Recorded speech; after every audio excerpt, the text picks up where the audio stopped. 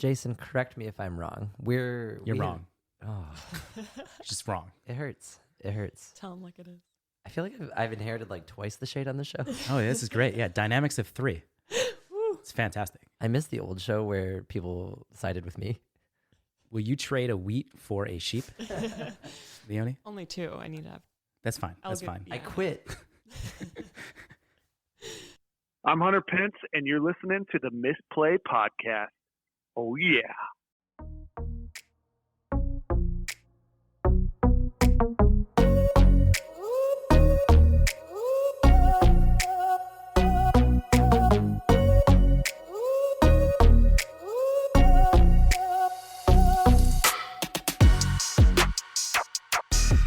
Hello, and welcome to the Misplay, where we miscount how many plants our opponents had on board in Biome.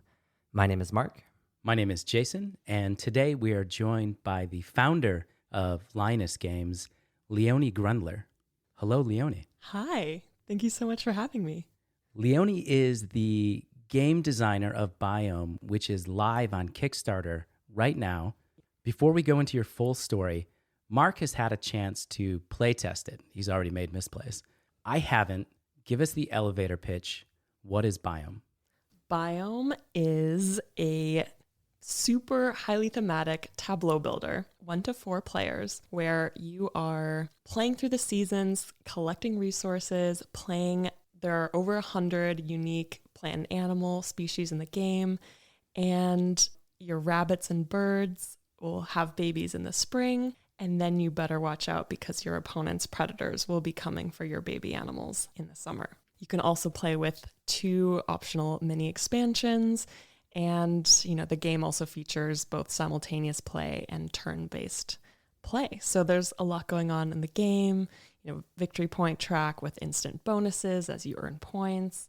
At the end of the day, it's just a really feel-good game and with all the diversity of actions and plants and animals. So I realized that was a lot longer than an elevator pitch, but We're on the penthouse. Okay, cool. We're going all the way up. Yeah. Oh, nice. Perfect. Ding. Thank you. Sold. Before we start, this week's episode is brought to you by Koenig Creations. Koenig Creations is a print and play design studio that seeks to make accessible, fun games that are easy to print. Their games include Vault, a solitaire dice game, and Flip Freighters, a competitive flip and fill game. Both games have been adapted for Board Game Arena and are available to play for free. If you'd like to know more about Koenig Creations, visit their website at koenigcreations.com. 2 Ks. Do the thing, Mark. Join the Discord. Sign up for the newsletter. We've talked about how important that is for businesses. Koenig Creations, KOENIGKREATIONS.com. Easy to print, easy to play. Okay, Leonie, I have a feeling that you're not going to agree with this statement that I'm about to make. You are a giant in the gaming industry. Yeah? You guys are hilarious. I do not feel like I'm anything close to a giant, but I maybe one day. Well, you are though. And so I think this is actually really important that you see yourself from our perspective right now, because I think this is kind of what is driving us. It's one of the reasons that we wanted to talk to you. Everything that you're doing right now, you're launching a game on Kickstarter right now. Mark, this is like, we're not even sure if we can get there. We're hoping that we're going to be able to do what you've done.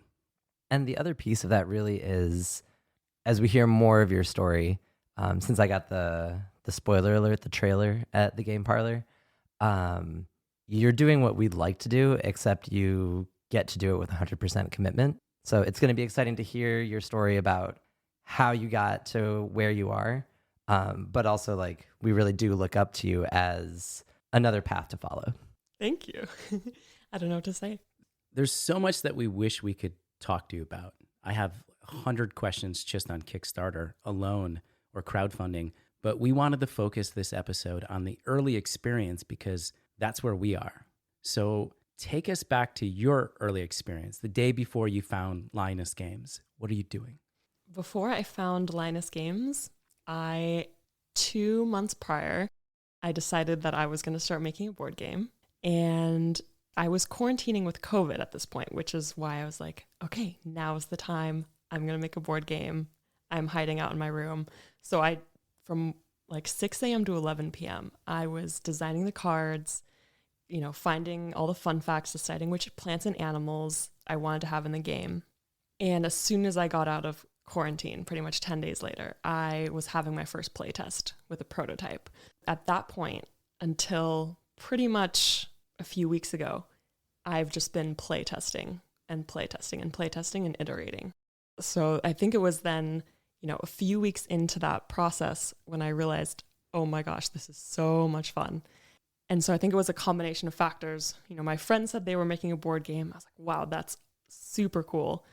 And then also being surrounded by my partner, who's an entrepreneur, and his network of founders and people who are building things, I think created that perfect web where I felt like, okay, I can do this. I had the confidence of people all around me doing cool things. And so I decided, okay, I'm going to take this leap. So what was your personal gaming experience like to get to a point where you can say, I'm going to make a board game? What are games that how often were you playing board games? Did you have a group of friends you were playing with?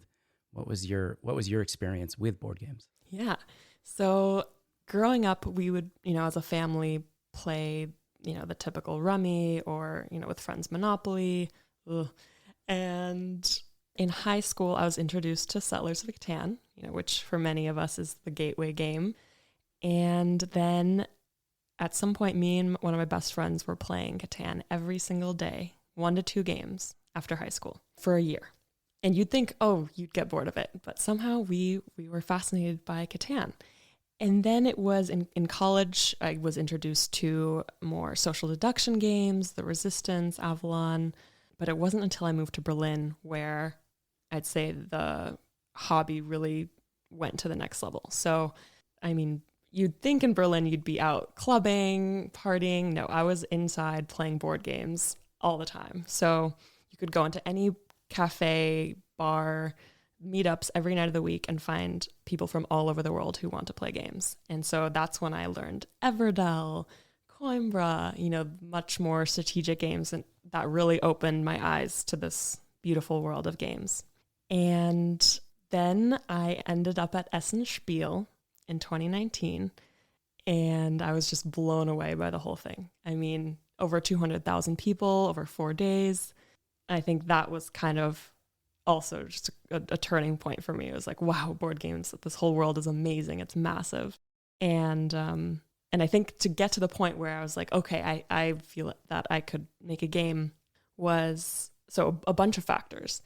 I played, and I still play, a lot of Wingspan.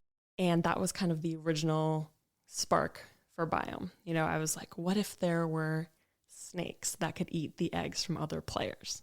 And then in my mind, there should be a game with all kinds of diverse plant and animal life. Oh, there should be natural disasters. How would these things work? I had my favorite mechanisms, but also throughout the creation process of Biome, came up with some new mechanisms that I'm very excited about. Or I should say mechanics. Sorry, not mechanisms, mechanics. So yeah, that was kind of the journey. You talked about finding the plants and animals and trees that were going to be in the game. I don't think it ever dawned on me that you would have to decide what all the names of the cards were going to be and all the pictures that were going to correspond. What was that research like? Yeah, basically, I just started out with Googling what are the coolest jungle animals or what are the coolest jungle plants. And then, it was just like diving into a deep hole in the interwebs of discovering all these cool plant and animal species. I knew I had the vision in my head. I wanted jungle habitat, marsh, wetlands, and prairie and like savanna. So that kind of made the scope a little narrower.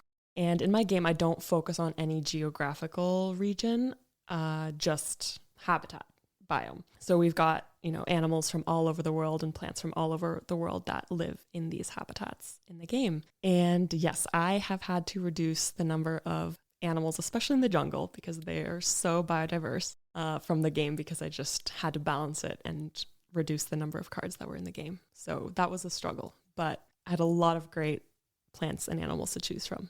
So you mentioned it a second ago, something that Mark and I were recently talking about in our journey is that theme versus mechanic. Mm-hmm. And so we wanted to ask, what came first with Biome? Was it theme or was it mechanic? Theme.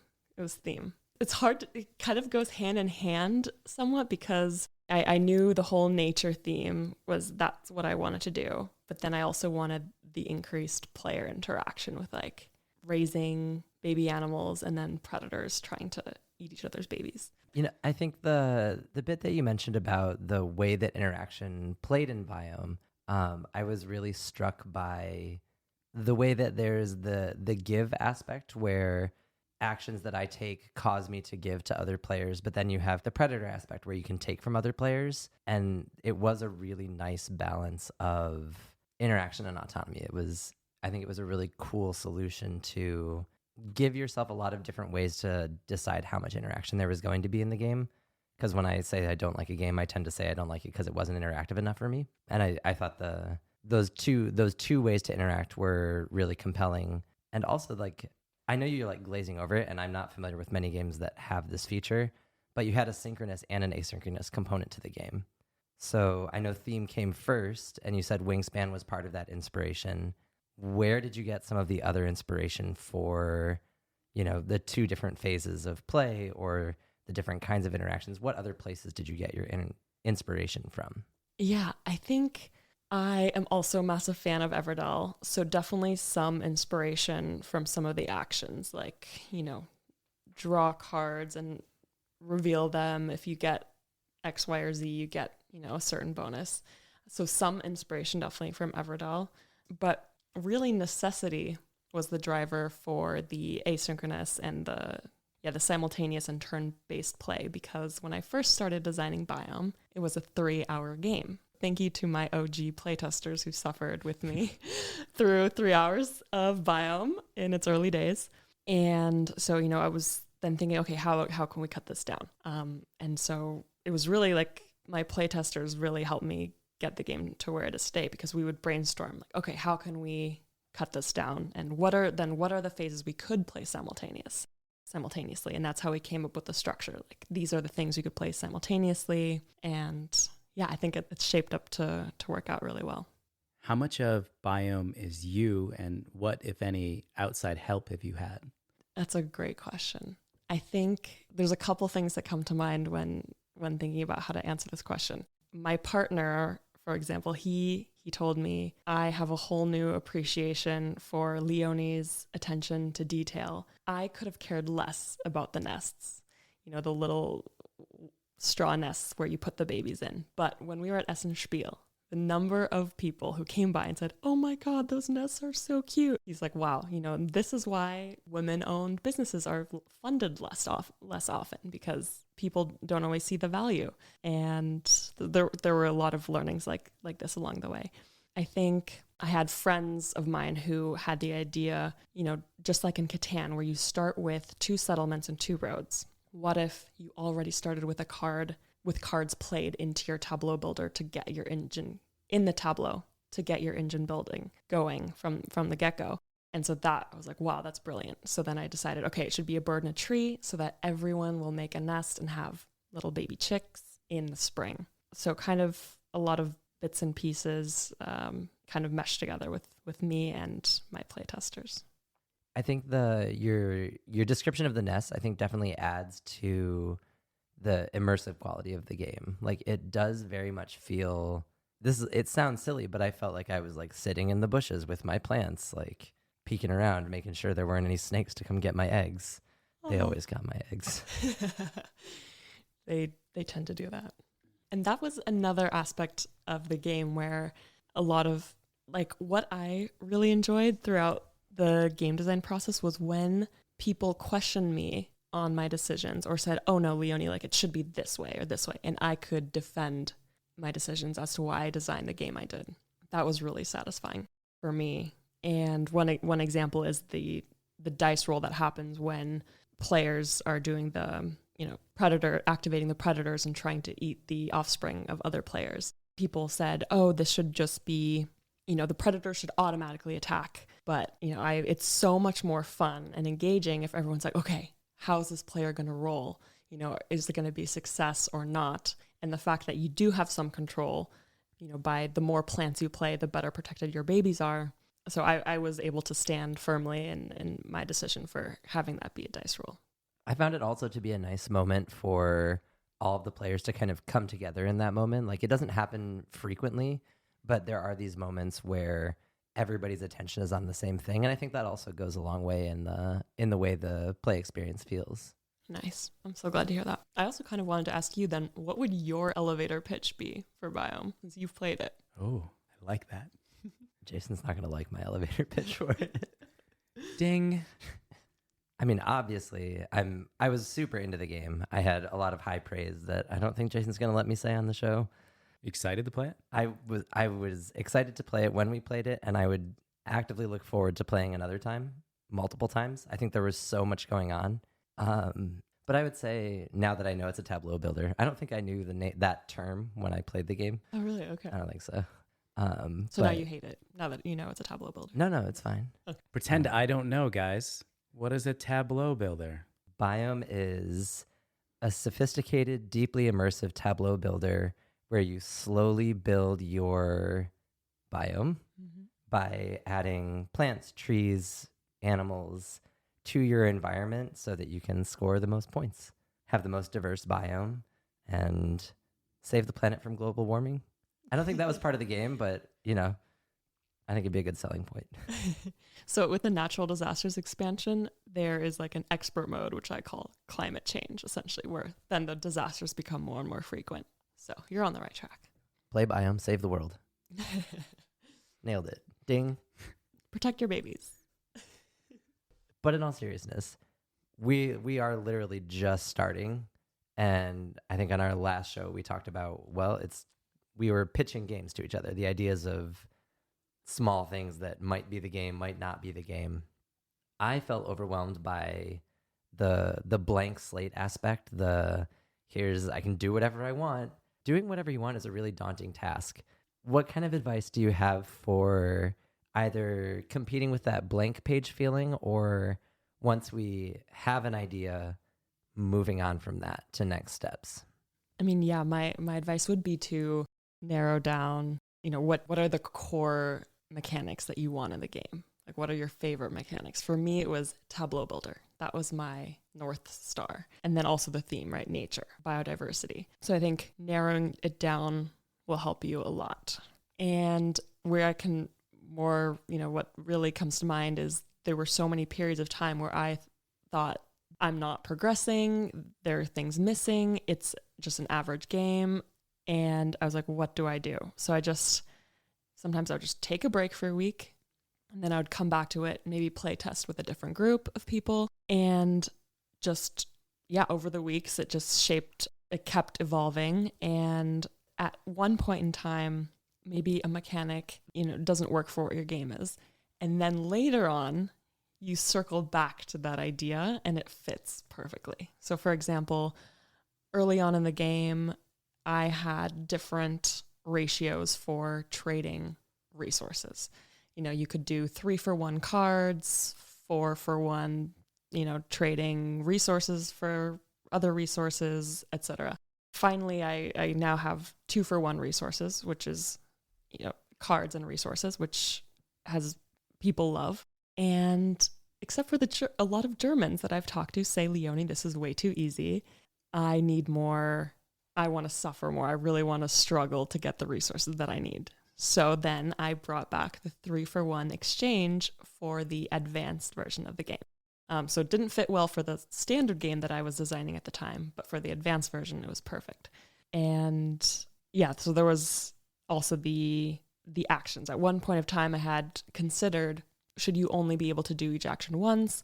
And then I kind of, got rid of that idea. I really liked, some players were having some really fun chaining events in early days of the game where you could repeat actions.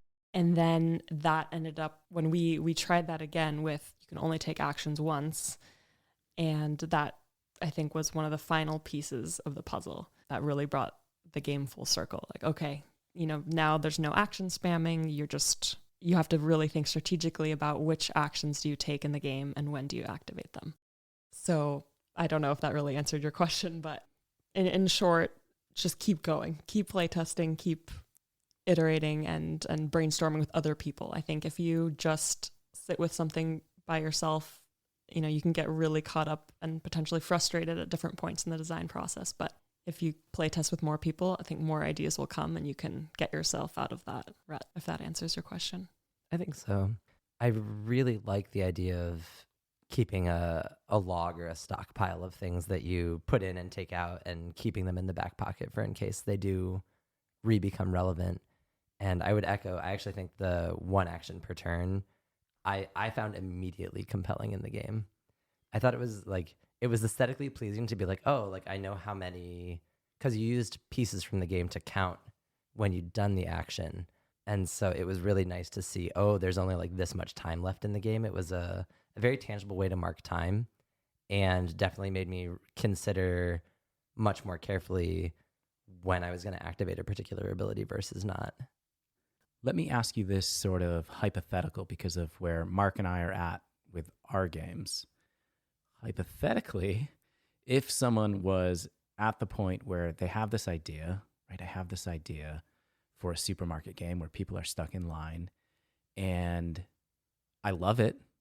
How do I even begin coming up with the game components and the mechanics? So I got a piece of paper and a pencil. What do I do? What is the experience you want your players to have when playing? Do you want them to be, making lots of decisions and trying to manage a lot of things? Or, is it a fast-paced game? Do you want them to struggle? Do you want them to, how strategic of a game do you want it to be? I think these are like the first questions I would start with is what is the experience you want your players to have when they're playing your game? I like that lens. Yeah. Thinking about what I want the player to be experiencing. I want them to be having FOMO. I want them to be thinking, oh, I should have been in that other line. I'm frustrated. I chose the wrong line. How do I get over there to that one? Okay, players are stuck in line at a grocery store. So for me, I think the components are really important in a game, which Mark, you probably realize with all the little wooden pieces in the game. So I would be, ripping up the paper and making little components out of them for the players. I think tactile aspects to the game are so important. I will pass that along. Dear Jason, you can't get the Game Dev Pro to do your homework for you. Yes, I can. Say we get to the point where we have our initial ideas. We've got kind of a plan for some theme, a little bit of a plan for mechanics. Give us the Cliff Notes version from concept and early mechanics to first playtest. So I came up with a list of plants and animals and researched what is the standard card size and created a Canva file. Just said, okay, these are all my plants and animals, and started creating actions for all of them. I knew that I wanted players to take a lot of actions and that each card would essentially have its superpower or special ability. And yeah, kind of just coming up with diverse, fun actions that players can take throughout the game and activating their plants and animals. Does that answer your question? I think so. So you created your cards, essentially, right? Yeah. So you create the cards, you make your first mock of your tableau. Right. You make your set of abilities, and then from there do you go to play? Yeah. So I also had I started with a center board. It was shaped like a snake, and you would move along the track, and that determined the different rounds of the game and what happened in each round. So the seasons only came later on. Very first prototype, it was rounds of the game. And yeah, I designed everything in Canva, printed it out, I think even at Office Depot because I didn't have a printer, chopped up all the cards with scissors and went to my first playtest. That makes it sound very attainable, at least that first pass, right? Clearly the first playtest is not the end product, and there's many, many more steps that we'll figure out along the way. But I mean, for me, that sounds like a very okay, concept, mechanics, get it going. I might have also gone to Etsy and put in tiny like clay chicks or like little straw nests. And I think I also ordered those at some point. Again, the tactile bits are everything. And I think within a few playtests, I had ordered like small wooden components off of Etsy or Amazon to use while playtesting. I'm going to get tiny shopping carts. Nice. Yeah, tiny milk cartons and like eggs. Jason's game is going to be very pretty right off the bat. I can feel it. I will do the best that I can, but you've seen my stick figure drawings. Got to start somewhere. So unfortunately, our show isn't long form. And so we're gonna jump forward in time. We're gonna go to the game parlor where you met Mark, and Mark was playtesting your game. And you have, it's not the final product, but you're getting there. What does it feel like watching people play the game you created? It is so satisfying, especially when you see people laughing or smiling or realize or exclaim, "Oh, this card is so cute." Since I've spent so much time and energy and effort, and just I'm so proud of what the game has become. And so seeing other people get joy out of it too is the most rewarding thing. And on a similar anecdote, I was at Dog Patch Games last weekend. After the play test, I overheard this 10-year-old tell his mom, "We're buying the game now, right?" And she said, "Oh no, we can't. It's not available yet." And in my head, I was like, "Not yet, but soon." And I think just seeing that kids also were so excited about the game, that was also a very pleasant surprise that, I designed this game for adults and now kids are loving it too, which is so fun. That's awesome. Leonie, thank you so much for making the time to come out. I had a blast. I was really, really humbled when Jason sent me on my homework assignment to go meet you. I was blown away by how willing you were to sit with this random person that you had no idea who I was, and the amount of time and care and consideration. I heard some of these stories and also other things about the build and development from Biome, when it would have been very easy to just do the playtest and peace out and be like, yeah, sure, I'll be on your show, and just be on your way. So all of the time you've taken to, for lack of better words, coach and provide insight and spend time with us really means a lot to us. I think it's one of the things that we keep coming back to. People willing to spend time on us is always very humbling to us. Where can we find you? Well, thank you so much for having me. It's been a pleasure speaking with you both, and I'm very excited to follow along on your journey with the game design process, and I'd love to help however I can. Yeah, so Biome's on Kickstarter now, which is mind-boggling. So we'll have a 30-day campaign where we'll be offering the base game and the deluxe game. You can also find me on YouTube at Biome Board Game, Instagram at Biome Board Game, and TikTok Lioness Games. So if you're searching for Lioness Games or Biome Board Game, you will find me.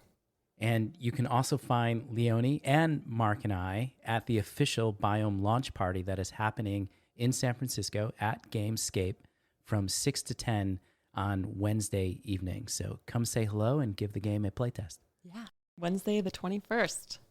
Woo. And reserve your copy. Yes. Back Biome on Kickstarter now. What's next for us, Mark?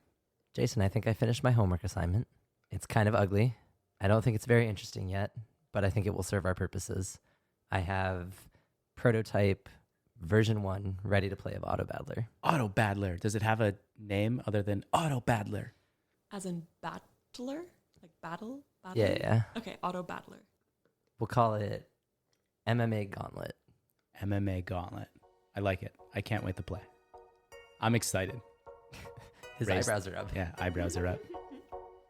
The Misplay podcast is brought to you by Mike C., Missy, JP Savard, Parney, Kyle Flowers, and Adjos. Consider donating at patreon.com/themisplay. If you'd like to become a featured sponsor of the show, find our FAQ in Discord.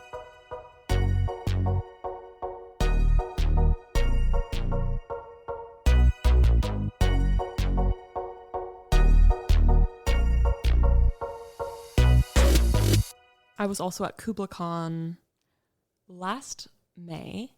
That's in the Mushroom Kingdom? This was in Burlingame, this convention. Okay.